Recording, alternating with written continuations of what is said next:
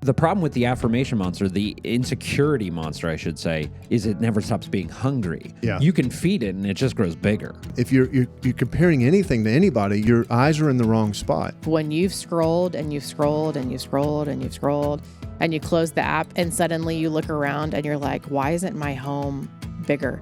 Why is it decorated so poorly? You're like, oh, I'm much smaller than that person, but I'm still huge compared to that person. It never stops. It's never enough. We're living out of brokenness is the risk. We're parenting, we're working out of a place of brokenness, not wholeness and healing. Hey everyone, welcome to the Live Change Podcast. Today we're talking about measuring up and how do we know if we have value unless we're comparing ourselves to other people. We always like to look into the pack to see if I have value, if I measure up, if I'm successful, if I'm good, if I'm worth something. And today we're going to talk about how do we turn that from getting our value from other people and turn that to getting our value from God. And today we're going to be talking to Jason and Joanna again. And guys, first question of the day I want to ask is, have you guys ever won trophies? Oh, yeah. No. Oh, You've never won a trophy? I really have don't one trophy? think so. Okay. I'm not trying to, do you know what I have a Bible, or I'm not I trying have to a hate on trophy you. from Bible quizzing. That is Wow. the trophy that I have. That's the most Joanna Which I know thing we've I've talked What's on ever the about top that. of it? Like a Bible? Yes, Salty? paired with a cross, obviously. Obviously. Wow. Yeah. I think Well, that- aside from participation trophies, So or actually, I could tell you one time I won a coloring contest in elementary school, Yeah, good. but my mom colored it. Oh, And I, gosh, Joanna. I turned it in. This and is then a it sad won. start to this podcast. that is fraud. I think it talks exactly about trying to measure up. Yeah. I wanted to win. I wanted to be a good colorer. If I won that trophy, Bible quizzing or whatever you call it, I want to be buried with that thing one day. If I Yeah. pass, Yeah. because I'm taking that to heaven with me. Like I'm going to show Your Jesus. I'll be jewels. like, Jesus, I know it's your righteousness, but I do want to show you what I did. Yeah. I do look what I got. I'm bringing in this. Regional Central Pennsylvania Bible quizzing. See, this amazing. is so interesting because I have a lot of participation trophies. Like I got, and I used to display them proudly. Yeah. Even though I was playing out in the dirt, but I got tons of baseball trophies playing in the dirt. But I think it's interesting because I look at Joanna and I go like, oh, I have lots of trophies and she doesn't. She only has one trophy. But I'm fearful of seeing the actual trophies you have. I do have trophies. Yeah, so I have like a box it makes me a of them little in my basement. insecure. Well, you don't need to be, because here's the thing. I have a box of trophies in my basement, and I could sit there and pull them all out for you, and it will matter nothing to anyone. That's what's so funny about trophies. It's No, like, everyone Like you thinks take them it's to your high school reunion. Yeah. You're like, guys, do you someone remember? I have not thought about this just now. Someone just texted, my sister. She texted me and said, is your name up in our we went to a big public high school in Louisville, Kentucky. She was like, is your name up in our, it's called DuPont Manual High School. She was like, is your name up in Manual for some award for football? And I was like, actually, it is, Rachel.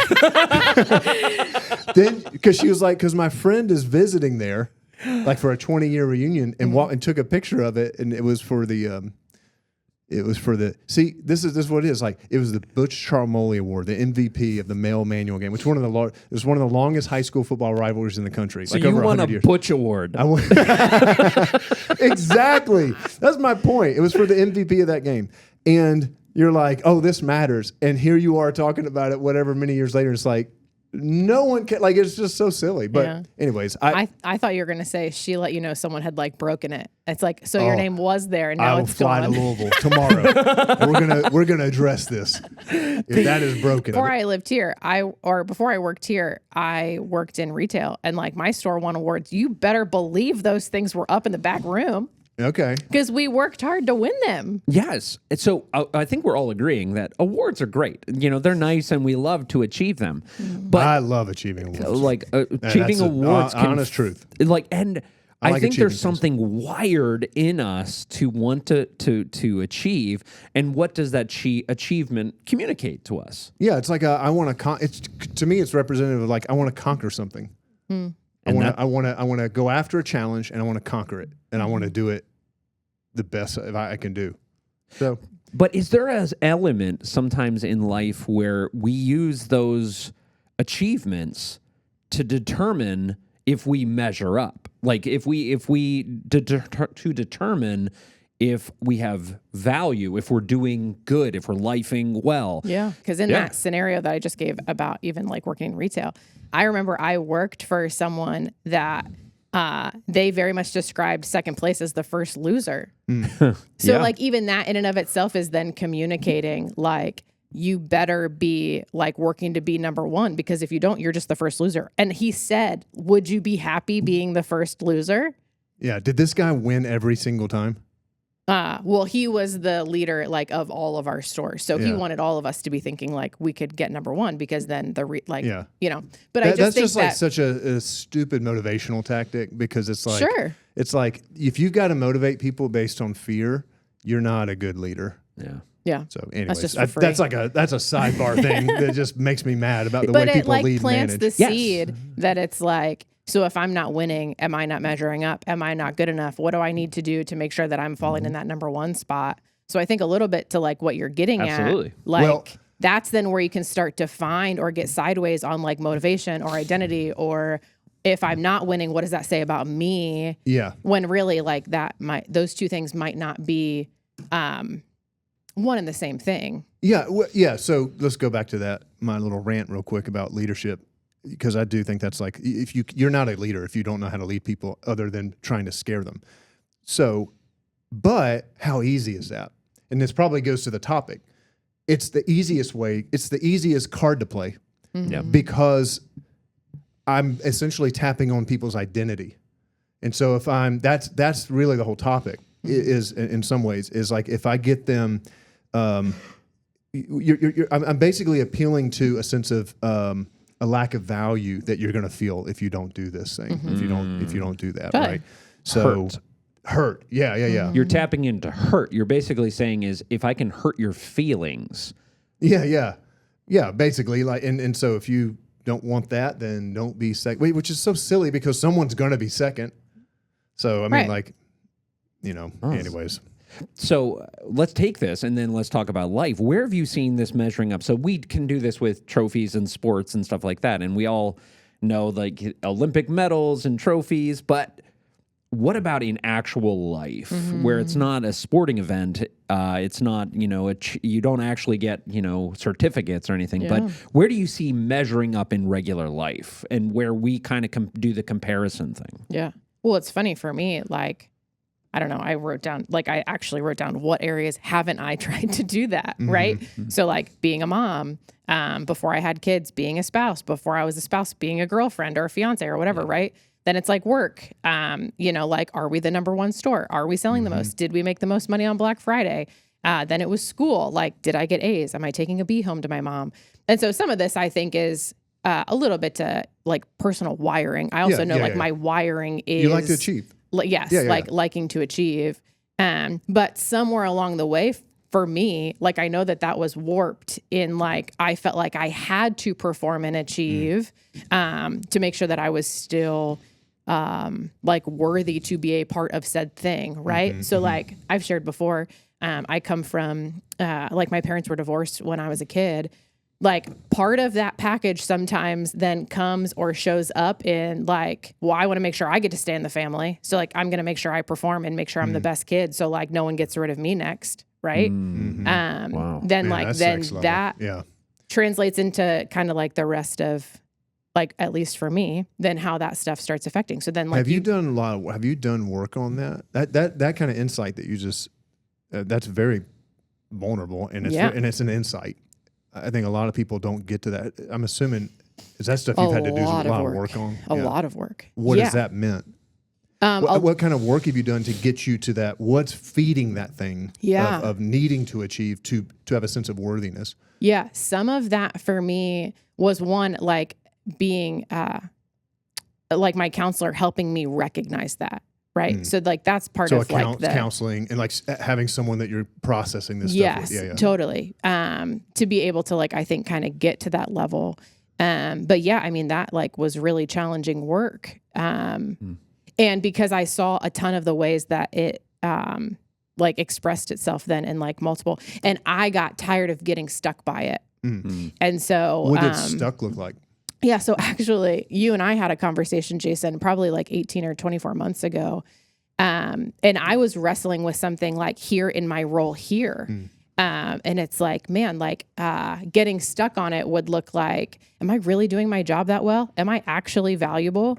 I feel like I've been getting a lot of feedback. Does that mean I suck? And like, what, like, why do I even get like to have a seat at the table? And you actually said to me, and like, I'll let you talk a little bit about some of the development stuff you talked about with just like moving from your 20s to your 30s. But some of then what that conversation caused me to do was you challenged me to say, like, you got to figure out what's the thing beneath the thing. Otherwise, you'll just keep getting stuck on it. So, like, you didn't know when you were saying that. And I wasn't doing the work then to dig, like, kind of at that level.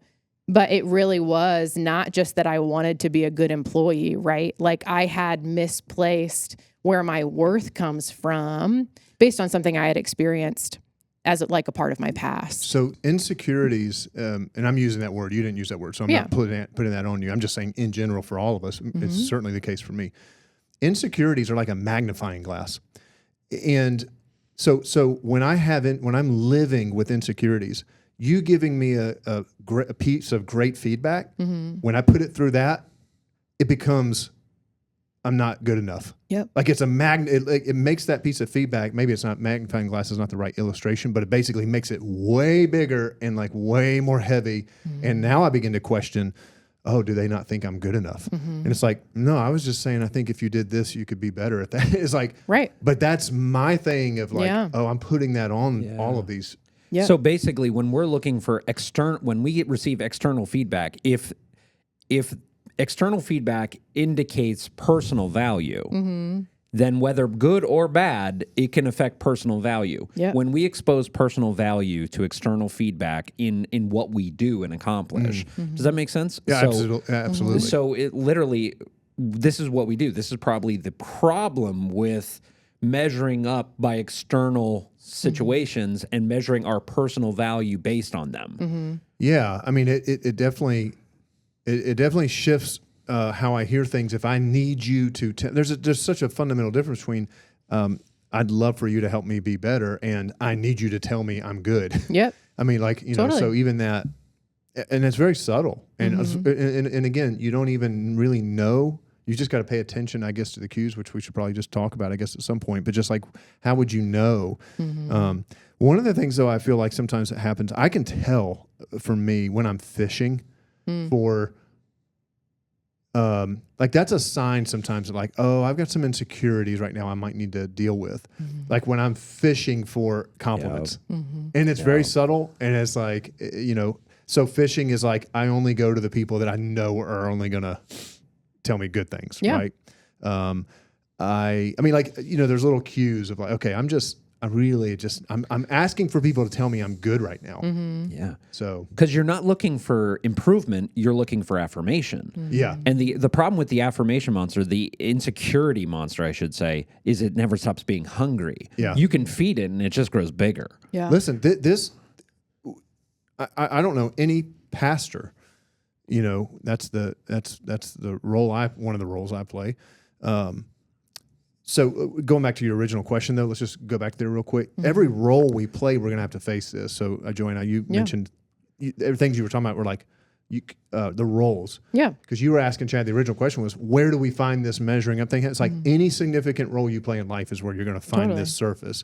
So for me, it's dad. That's a role I play in life. Husband. Obviously pastor, friend, right? You're going to find this stuff surfacing from the pastoral side. Look, man, after every single message, you put yourself out there. You don't know. I mean, like half the time people aren't laughing at what you thought they were going to laugh at. Yeah. You have no clue. It could also be just you're not funny. That could be the case too. Well, like I said, you thought they would laugh. Yeah. But you also like it is such a vulnerable thing, and you leave and you hear crickets. Like you just put yourself out there for 30 minutes or whatever, 35 minutes, and then like you don't hear a piece of feedback. That will mess with your mind and your heart. Yep. Because you're like, did anybody? Yeah. So that's where the temptation start. Like Well, go fishing for it. And you have to ask, like, why? What do I need right now? What is it I'm needing? I mean, this happens to me pretty much every week. So I'm just having to learn how to get the thing beneath the thing. What is it that I'm looking for right now? And rest in the reality that if I hear no piece of feedback from another person, at the end of the day, was I faithful to doing what God asked me to do? And that's all that I need. Yeah.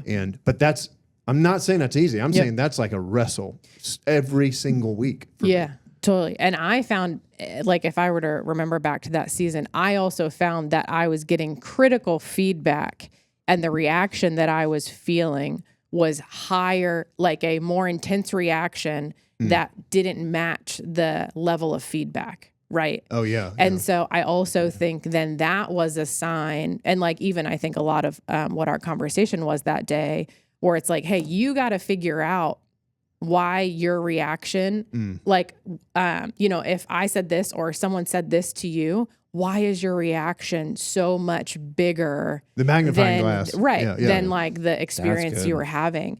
And it's wild. Like, so that was the work, Joanna. You're saying that's the work that needed to be done. Totally. Yeah, and because like some of then what I started to discover, and like, if this isn't where you want to go, feel free to cut me off at any time. But some of what I started to discover and what my counselor helped me to discover was I had for a long time, probably since that moment, like when my parents got divorced, every relationship suddenly felt like they were all conditional. If I was in the context of a relationship that was supposed to be unconditional, like in a moment it shifted to my perception was, oh, what if that's conditional now? What if I mess this up somehow? Yes. What if So then if you start, and again, like we all have our like crap, right? Whether it was a childhood thing, whether it's something in your adulthood, whether it's something that happened last week, like we all have those moments that can be like those pivotal moments that change like, or break your worldview maybe a little bit, that then lead to different outcomes. And so what she's really helped me understand was that where it's like, well, one, we're earth, like this is earth, like everything is broken, right? Like the unconditional like relationship I have is with Jesus. Yeah. And so like, that's where I have to keep placing and being reminded of like, God doesn't think that about you.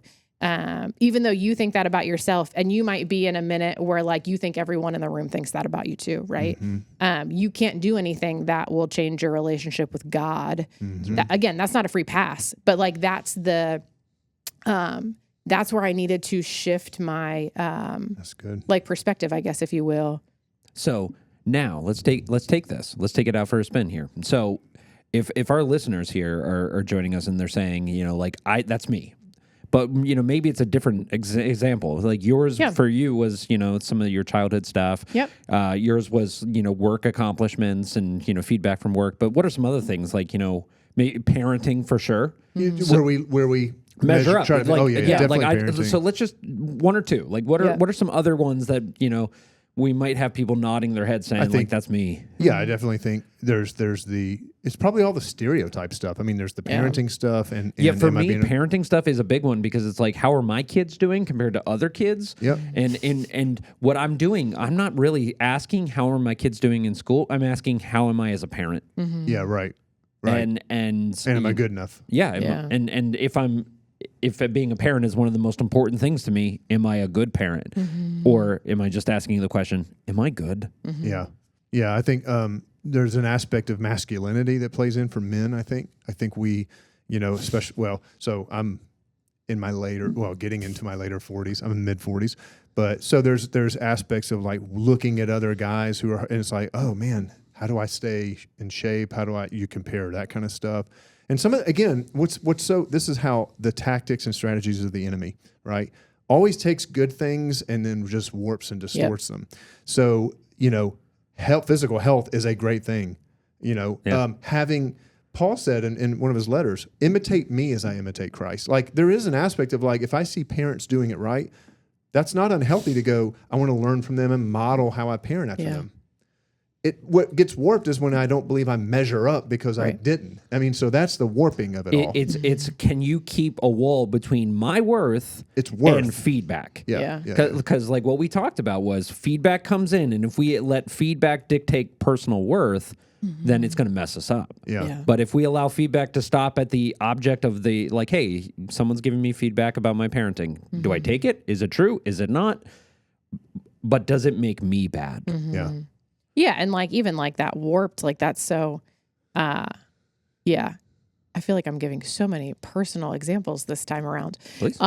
Maybe I'm feeling a little bit of that like vulnerability hangover. It's funny, like then that warp then puts filters on things that then when you like pause and ask like kind of what God has for you in that moment, that's when you get two different answers. So like we, with June, she's 4, she'll be 5 this spring. Like you guys know, or hopefully you have one of your kids that it's like, oh man, this kid, like they need a lot of grace, or they're like your wild child, or, like however you'd want to describe them, that might be different from a personality of one of your other kids. I know for me, because of like the measuring up, or like even those moments where you're out in public and you're like, oh my goodness, please keep it together. Yeah. Or like someone said to me before, like if you leave 5 minutes early, you get to leave with dignity, right? But then if you like cross that line, you're not leaving the restaurant with dignity. And so it's like I've found myself in some of those moments trying to control the situation or asking her to conform.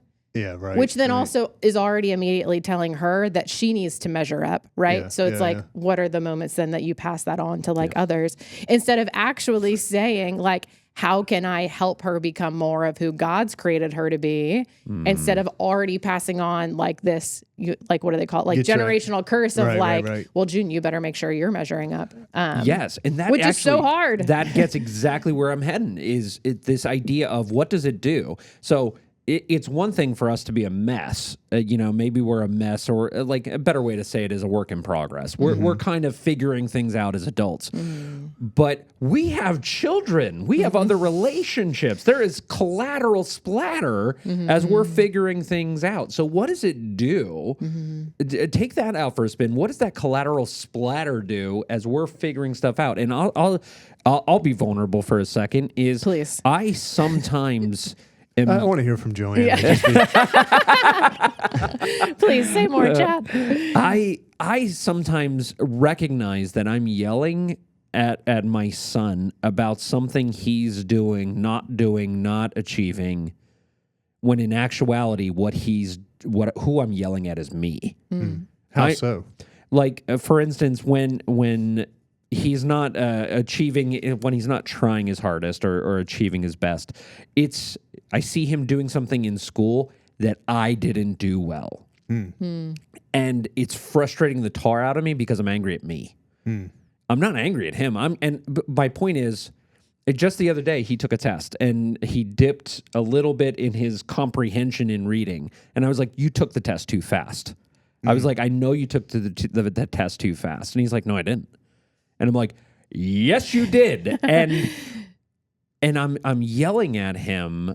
And in actuality, I'm frustrated at me. I'm frustrated that I didn't do well in school. I'm frustrated that I see him have some of the same weaknesses as me. And I just realized I said me a lot when I'm talking about Parker. Right. Do you see what I'm saying? Like there's me there. I'm still dealing with me stuff of measuring up and me failure. And instead of being able to be like, buddy, let's talk about how we could do this better, I'm frustrated, but not half of it. It has nothing to do with him. Yeah. At least that's what I started to process was like, how much of me is in this? Yeah. And also, just to be frank, sometimes when your kids are most like you is the most annoying thing. Yeah. It is when you see your weaknesses starting to bubble up in them, it is so defeating as a parent. And I don't know if this is true or not, right? Because like you can only take, I feel like, memes on social with like a grain of salt sometimes. But like I saw one a while back that it said like your second child is the child you were never allowed to be. And it's funny because like that's actually in the Bible. I'm just kidding. I was like, oh, tell me more. It's a proverb. And so anyway, like when I interact with June, like, and then actually when I rewind back to my childhood, she is absolutely the more like uninhibited version before I felt like I needed to conform. Yeah. And so then it's like you have that like in and out of body experience, if you will, where it's like, no, like to what you just shared, like I'm talking to like 8-year-old Joanna right now. I am not talking to 4-year-old Junie. And like Junie should be celebrated for her like wild curiosity and like wanting to explore the world. Versus like me being frustrated by like, Junie, why don't you have your crap together? Why are your shoes still not on? You know, whatever. And like, obviously there's a tension to manage, right? Because at some point a 4-year-old needs to get their shoes on. And Parker needs to be instructed on, you know, slowing down on but his it test. is just interesting, like when you start putting that together with some of the measuring up or what your experiences have been or what you want for someone else. That's like where I think the warped and like the motivation can like start to change. And it just takes a ton of self-awareness to know where that line gets crossed internally. Like, am I doing this because it's about me and I feel ashamed that it reflects poorly on me? Or am I doing this to help? I mean, because I think you guys are both right. Parker does need to be, he's learning responsibility. He's learning focus. He's learning these things. These are good things. You know, she needs to learn to put her shoes on. When mom says to put her shoes on, we put them on. So like, these are not bad, Sure. but when they cross, it's very subtle, but you got to just be incredibly self-aware. Like, oh, this just crossed line. It's about me now. And I feel like I'm not doing good enough being a mom or a dad or whatever it might be. What's the danger though? The danger in what aspect? What do you mean? When we're not self-aware, when we don't do the hard work of figuring out the measuring up we're living out of brokenness is the risk. We're parenting, we're working, we're all the roles we talked about. We're being out of a place of brokenness, not wholeness and healing. And so what I mean by that is now we're parenting out of fear of being judged by other parents. We're working for the approval of our boss. As opposed to the joy of bringing my best effort. So that's everything you do becomes out of a place of woundedness and brokenness, and there's no it's just not freedom in that, and there's really not a lot of joy in that. So that's the risk, I think, if we're not self-aware and understand when it just crossed that line. Yeah. Because when those insecurities, you know, that are what we do equals who we are. The insecurities about that, when you get healing in those, when you allow the Word of God and Jesus to heal those, then all the things that you do don't change. Like none of that changes. You're still going to have the conversation with Parker about the test, and I'm still going to have to work. I'm still going to have to preach and all that.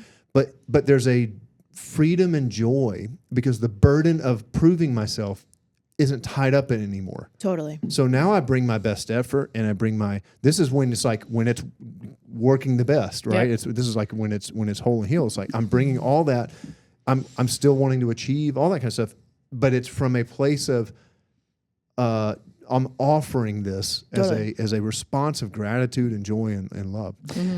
For me, it almost it's like the concrete foundation that lives within the building. It's this. Imagine a skyscraper that has the steel and concrete foundation that's in the center of it.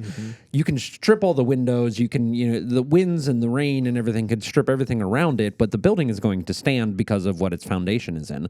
And when we can get our worth. But so many times we want to build the foundation with the same material that is on the exterior of the building, things that are frail, things that are breakable.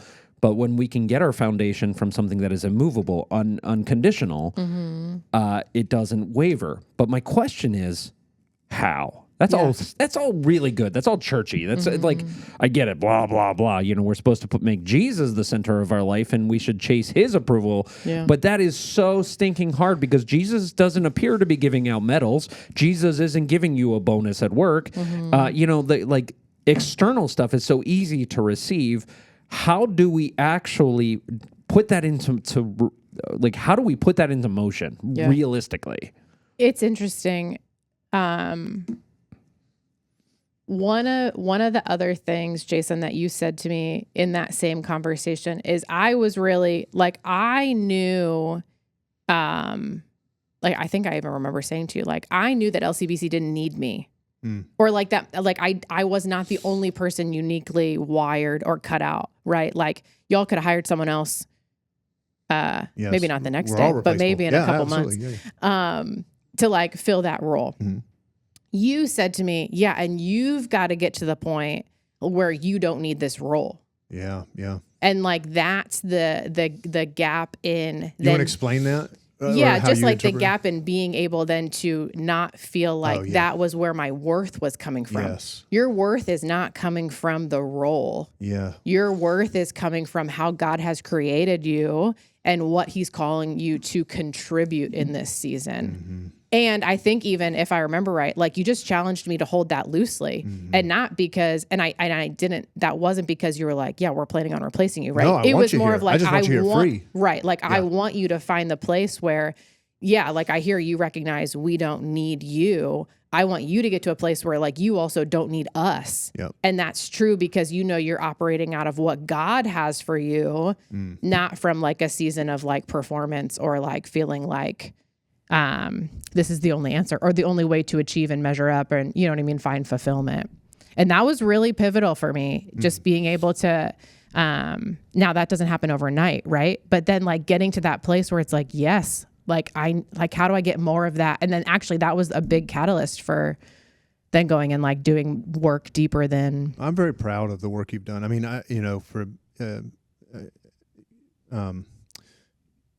not everybody does that, Joanna, and you've done, and I hope our listeners, people who are listening, I hope they're inspired by that because that's next level stuff that you're doing because you're trying to get to the foundation. You're trying to get to the roots. Everything we do, we talk about this at LCBC a lot.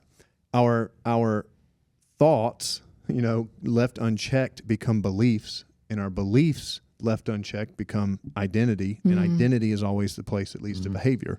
So everything we do, we address the behavior, and it's like, that's not the issue. It's who do you believe yourself to be?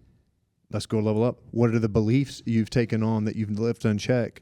If I don't perform, no one will. I don't know. I mean, like right. Whatever those things. That's going back all the way. Totally. And then that leads to the thoughts that inform that you never challenge. So Chad, I think you were kind of a little bit painting a straw man earlier. Like, is it really as simple as like, well, we know Jesus, and yeah, that actually is the answer.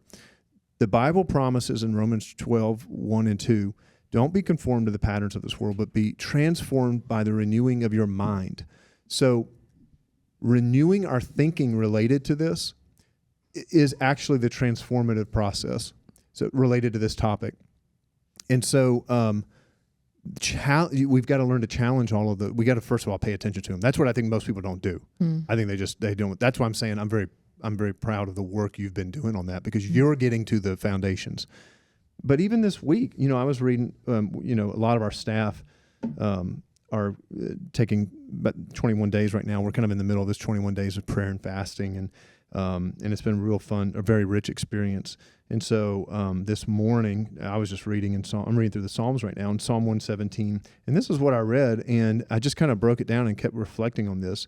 And this is what it says. It's just 2 verses. It's the easiest psalm to memorize. You can go, I memorized the whole psalm. Anyways, it says this, for God's, praise him, all you people of the earth, God. Why? For his unfailing love for us is powerful. Now just stop there and you can break that down and go, his unfailing love. Just take a moment, even where you are right now. Put this on pause if you need to. His unfailing love. What does that mean for you?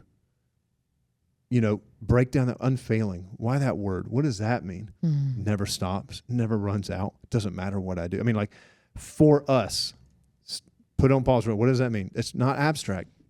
I know we say God is love, and that's absolutely true, but he's love for you, for us. It's personal. It's not God is love abstractly. It's he loves you. And in the last is powerful. What do you need? It's powerful enough to break the bonds, the bondage of having to get my worth from everyone else. It's powerful enough to.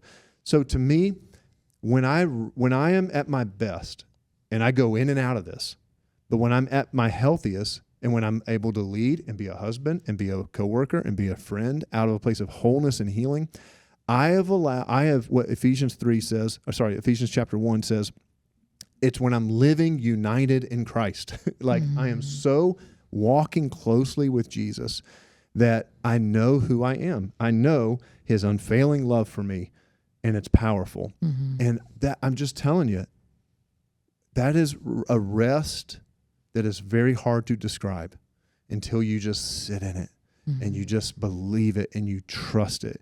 And I go in and out of it again. I go into seasons where I feel like I'm proven again. It's like, oh, I better come back to rest. And so the answer is resting in the reality that you are loved exactly as, I mean, like, and so, yeah, I guess it is cliched for church people, but I'm telling you, some people right now who you didn't grow up in church and Bible, that's revolutionary. And you didn't know.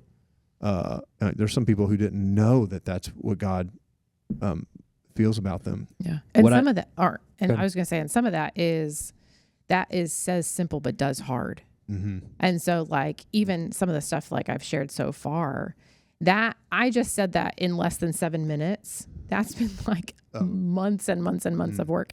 And to like, get to those sentences. Yes. Yeah, and so, good. And some of what she's reminded me, cause like even in sessions since, right. Where like I've brought moments where it's like, it happened again. Like I found myself in this scenario. It happened again. And the thing that she keeps reminding me of that has just been so helpful is you've been here before, you're able to recognize it. You know, you won't stay here and you know how to get past it. And so then she has just really been encouraging me. Your time from start to finish, like, will continue to change and vary on a bunch of different things, right? Like, how big was the thing that triggered it, right? What's the number of times we've been dealing with the same thing, right? But like, it has been even that process to think through, right? Joanna, you've been here before. You've gotten out of it before. This is the sign you saw last time. This is how you move past it this time.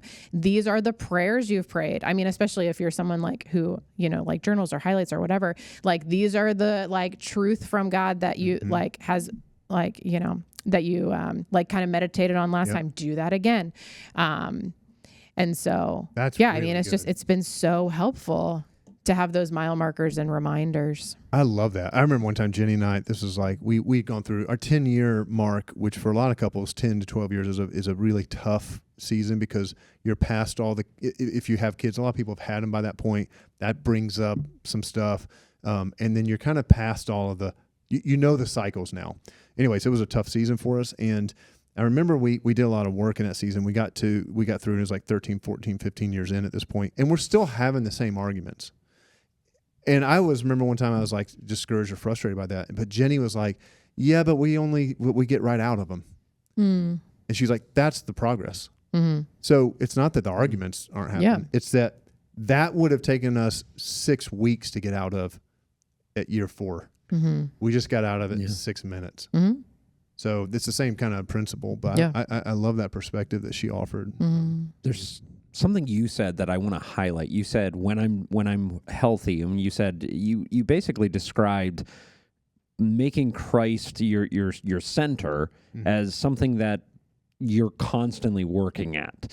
What I like about that is we can even feel measuring up pressure with our spiritual walk. Where it's like, like, why can't I arrive like Jason? Why can't, I overcome this anger that bubbles up in me? Why can't I overcome this and this and this? And you're basically saying it's a journey, and sometimes you get it more right than you get it, and then sometimes you get it more wrong. I'm saying if you're comparing anything to anybody, your eyes are in the wrong spot. And I do this. I'm a pastor. So I look at other pastors and I'm like, oh my gosh, they just talked about their prayer life. I'm like, I guess I should pray today because I forgot to do that. I mean, like, so this happens all the time. But if I'm doing that, I've actually walked away from what Hebrews says, which is to fix your eyes on Jesus. That's it. That's it. That's Love it. That. I'm not fixing my eyes on anything else. And and here's why. When you fix your eyes on Jesus and you fix your eyes on the cross, there's two things that are simultaneously true at the same time, that if you understand these two things that are true at the same time, it will change your life. It will change your heart. It will change everything about you. And it's this. In the cross, you see that you are worse off than you could ever possibly imagine. You deserve to be on that cross. You are worse than you are. And at the exact same time, you are more loved than you could ever fathom. And both of those things, hand in hand, will change you. Because the whole God is love, he loves me, as, like, it's like, we know we're screw ups. And then the fact that it's not the other one either. You're not hopeless, because on the cross, both of those things were taken care of and done. That's why I say this, and I probably said it on the podcast. This is just one of my things. We can put it on my grave, my tombstone one day. Jenny's is going to say, "See, I told you I was sick." Mine can say this. I always laugh. We always laugh about that. I'm not auditioning. I'm not auditioning for anything in life. Why? And this is the most important part. Not because of self-help, not because if I look inward, I'll find the peace. No, I got nothing in me. I'm not auditioning for your approval or for anyone else's approval. Why? Because everything that matters most about me was already settled on the cross. That's the bottom line. And I'm saying when I'm living in that, which I don't always. I forget that. I get my eyes, but that's the fix your eyes, right? When I'm fishing for compliments or asking someone to affirm, did you like it? Which is, do you like me? I've drifted from that. But when I got my eyes fixed on, I'm just telling you, those have been the most free parts of my history. Yeah. I love where this has gone, because ultimately I think every listener can agree that we get to a point where first we have to recognize that we love to measure up, and we love to receive our value from looking at others and other outward external circumstances and stuff to define our value. It's a natural thing that we as humans do, maybe out of good intentions, but it suddenly starts feeding insecurity, and suddenly when we start feeding the insecurity monster, it grows, and also it doesn't build up a foundation that will last the next negative comment. Yeah. Like when the insecurity monster is happy and strong as long as we're getting praise, but the minute there's anything negative, all of a sudden we see how flimsy that core is. And then when we're in that cycle, that's when we hurt ourselves and others. That's when there's collateral splatter on other relationships. We're yelling at people. We're tearing other people down to make sure we feel good. I think the Karen problem in the world is actually we love to tear people down. We love to tear people down so that we feel a little bit better about ourselves. And this is collateral damage in family, relationships, coworkers, neighbors. It happens all the time. And then lastly is replacing that core with, I loved the quoting in the passage of fixing our sight on Jesus. So what are some really practical next steps today that people can take to fix their eyes on Jesus and do some of the hard work if they're at the very beginning stages of doing the hard work of ridding themselves of the insecurity, ridding themselves of the external validations, and putting their core where it should be? Yeah, I think just real practically, what I'll offer there is look for where you feel discontentment and then what's fueling that. Like, so I'll even take like social as a for instance. Like when you've scrolled and you've scrolled and you've scrolled and you've scrolled and you close the app and suddenly you look around and you're like, why isn't my home bigger? Why is it decorated so poorly? Why did my kids eat on the couch and leave that stain, right? Or then like you look around and you're like, oh man, my kids haven't been outside for 1,000 hours this year. I'm lucky if I took them outside 2 hours this year. Is that a thing right now? Okay. Yeah. So I think some of that, like just at its most basic level, being able to look around and like, what are the moments that are causing discontentment? And then start to dig. Start to dig at that. And I think too with that, I am not a good baker. That is not because I have insecurities. I know that to be true. So then it's also then I'm not going to go strive to now figure out how to make the perfect sourdough loaf. Just because I think I should be doing that. Right. And so I do think there's some of that too, where some of that is the actual self-awareness of like, just because Chad's really good at baking bread or whatever, I don't need to go get good at baking bread because obviously that means Chad has hit a level of superiority that I haven't. So I think some of it is to just like. How many of us have done that? Right. Yeah. By the way, I'm not great at baking bread, but it reminds me of, okay, so every year I enter into, my like get healthy stage, and I have my 50 resolutions and stuff like that. So I have a Peloton, which is like a fake Peloton bike, and I use this, and there's this trainer on here, and I noticed this really. I'm imagining the trainers on this fake Peloton. They're probably like me types. Like, hey everybody. Timu trainers. Oh my word. No, this trainer is actually intensely good, and here's why. I noticed something. Like I've this lady that's on the bike, she constantly is saying new things to inspire every single day. And not one thing has ever been about think of how good you'll look in a swimsuit. Think of how good you'll look to your spouse. Everything she always says is think of what you'll feel like. Think of how happy your heart will be. Think of and I noticed the trend, and then as I kept watching, it never changes. It's always nothing external. It's all about, and I realized that the diets that work are not chasing the approval or the things from other people, but it's how will you feel about yourself and stuff like that. And I just thought to myself, there in life, if we can figure out how to do that, if we can figure out how to, what is the more important healthy thing to achieve? So it doesn't change the fact like, hey, I'd like to lose a little weight, but my motives have changed. Yeah, motives. I think that's great. Yeah. So instead of being like, I want to look good at the beach, Right. my motive is I want to be healthy. I want to be here for my kids. I want to, I want to not get winded going upstairs. Yeah. I want those things. Those are valuable things to chase, and they don't affect who I am at my core. So, yeah, that's good. And I think you're freed from those motives when you, and I think going back to what Jesus offers, you're freed from those motives when you more fully understand that you are united in the blessings that God has given you being united in Christ through His work on the cross. And there's nothing, you know what freedom is? Freedom is when you get the trophy and you acknowledge it and you look at it and you're like, that's awesome. I don't need it. yeah, That's freedom. that is freedom. It's get the trophy. Go for it. Like, I want trophies. Yeah. I just don't want to need them.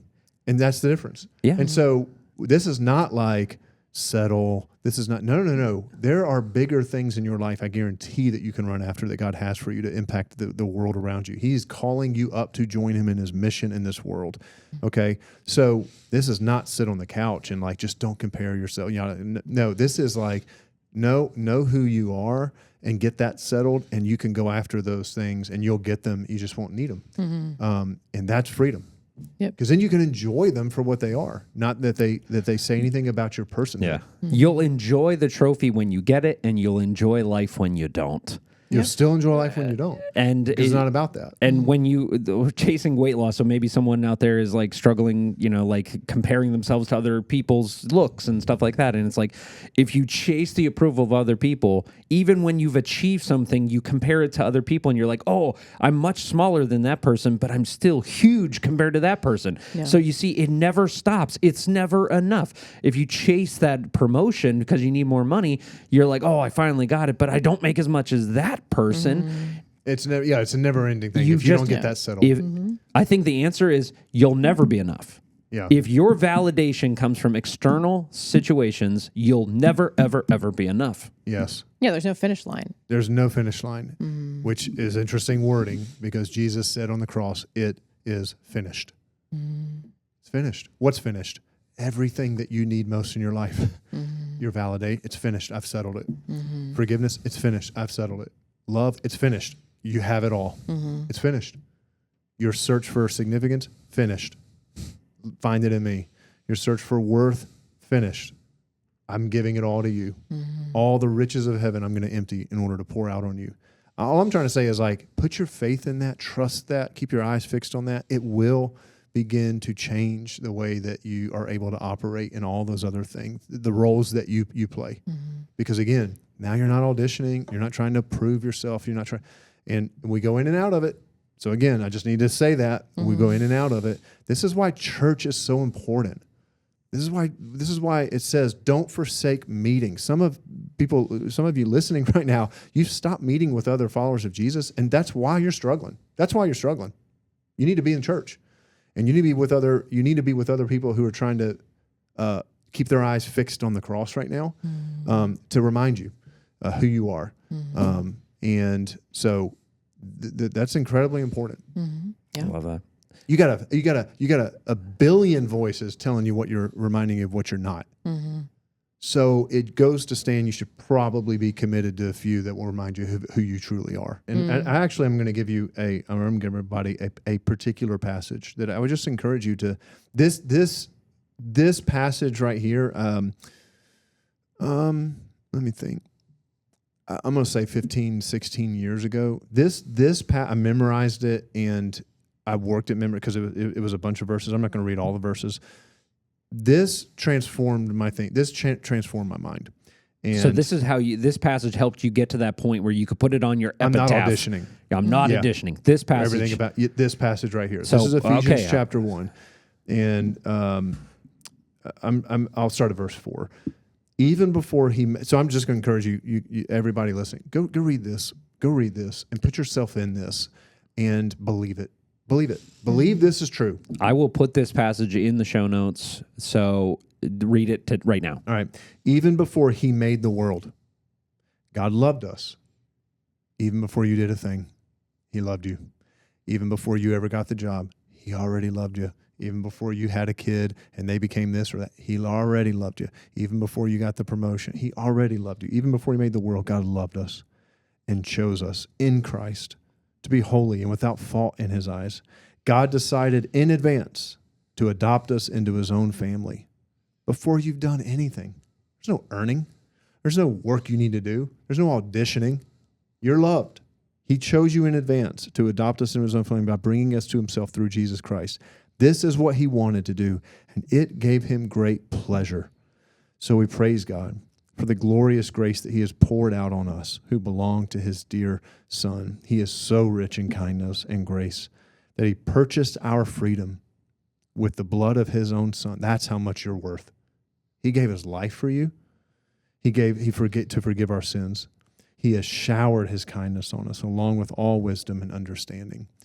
And again, I just said, I'm like, this was again years ago. I was like, I just want to memorize that because the process of memorizing sometimes forces you to go to own it. And it was very transformative for me. And there's days I don't believe that, and it's harder. I believe it all the time.